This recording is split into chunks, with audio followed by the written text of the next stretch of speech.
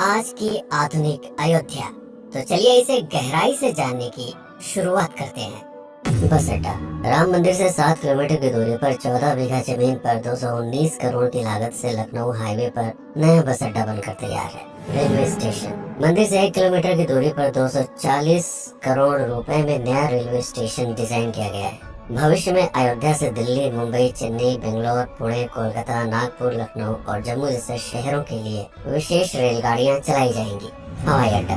1450 करोड़ रुपए में लगभग 1300 बीघे में फैला हुआ प्रयागराज हाईवे पर नाके के पास बनाया गया है नया एयरपोर्ट। यहाँ से राम मंदिर की दूरी से 12 किलोमीटर है। भविष्य में कई बड़े महानगरों के लिए सीधे उड़ानें उपलब्ध होंगी। घाघरा जलमार्ग। अगर आपके पास अपनी खुद की मोटर बोट है तो छपरा से घाघरा यानी सरयू नदी की सैर करते हुए लगभग 300 किलोमीटर नदी में चलकर भी अयोध्या पहुंच सकते हैं। भविष्य में इस रूट के लिए भी मोटर बोट चलाए जाने का प्रस्ताव है। राम मंदिर। अयोध्या के राम मंदिर की कुल कीमत है 1800 करोड़। पूरी तरह बन जाने के बाद अयोध्या का मुख्य आकर्षण होगा। राजस्थान के मशहूर मकराना के पत्थरों से आकार लेते इस मंदिर की अनुमानित उम्र होगी लगभग 1000 साल। 22 जनवरी को पहली मंजिल का उद्घाटन होगा, जिसमें राम की बाल्यावस्था की मूर्ति रखी जाएगी। बाकी की 2 मंजिलों का कार्य चलता रहेगा। खजुराहो के मंदिरों की नागर शैली के आधार पर इसे तराशा जा रहा है। मंदिर का कुल क्षेत्रफल 156 एकड़ या 251 बीघा है।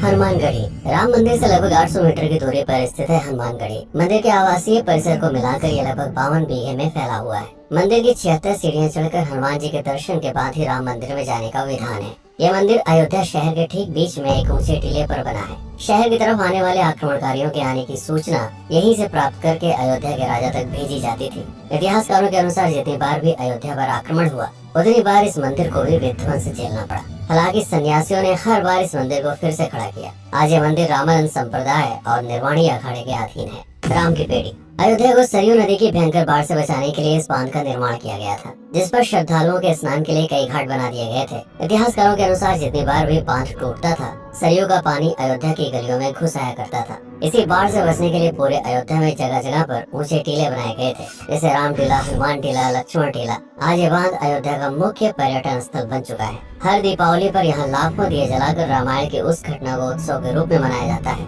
जब श्री राम अयोध्या वापस लौटे थे। अयोध्या के कई बार उजड़ने के पीछे एक कारण इस नदी को भी माना जाता है। हालांकि इसी नदी की वजह से यहाँ पर गन्ने की खेती बड़े स्तर पर की जाती है। लता मंगेशकर चौराहा। नया घाट और बस स्टैंड के पास ये अयोध्या का मुख्य चौराहा 6.7 करोड़ रुपए में बनकर तैयार हुआ है। पद्मश्री से सम्मानित राम सुथार जी ने 2 माह के कठिन परिश्रम के बाद इस 40 फीट लंबी वीणा को आकार दिया। 14 टन की इस वीणा को लता जी के स्मृति चिन्ह के रूप में यहाँ पर लगाया गया है। इसीलिए इसका नाम नया घाट चौराहे से बदलकर लता मंगेशकर चौराहा कर दिया गया है। धर्मपथ। नया घाट से कुछ पहले सड़क के दोनों तरफ 30 फीट ऊंचे 40 सूर्य स्तंभ लगाए गए हैं, जिसे धर्मपथ का नाम दिया गया है, जो श्री राम के राजकुल सूर्यवंश का प्रतीक है। दशरथ समाधि स्थल। नए बस अड्डे के बगल से एक पतली रोड कछार से आगे बढ़ते हुए लगभग 12 किलोमीटर दूर ले आती है दशरथ समाधि स्थल, जो बिलहर घाट पर मौजूद है, जिसके बारे में मान्यता है कि यहाँ पर राजा दशरथ का दाह संस्कार हुआ था। राम मंदिर के साथ ही इस जगह को भी पर्यटन स्थल के रूप में विकसित किए जाने की योजना पर कार्य चल रहा है। भरतकुंड। अयोध्या से 15 किलोमीटर दूर है नंदीग्राम। यहाँ मौजूद तालाब को भरतकुंड कहते हैं। मान्यता है कि इसी जगह से भरत ने पूरे अयोध्या का राज कार्य संचालित किया था। पर्यटकों के लिए इस स्थान को भी विकसित किया जाएगा। गुप्तार घाट। राम की बेड़ी से सरयू नदी के किनारे चलते हुए 10 किलोमीटर दूर स्थित है गुप्तार घाट। ये कैंट एरिया में पड़ता है। इस जगह को श्री राम के जल समाधि के रूप में महत्व दिया जाता है। इसके अलावा अयोध्या नगर में हर गली में कई विशेष मंदिर हैं, जिनकी अपनी मान्यताएं हैं, कथाएं हैं, विशेषताएं हैं।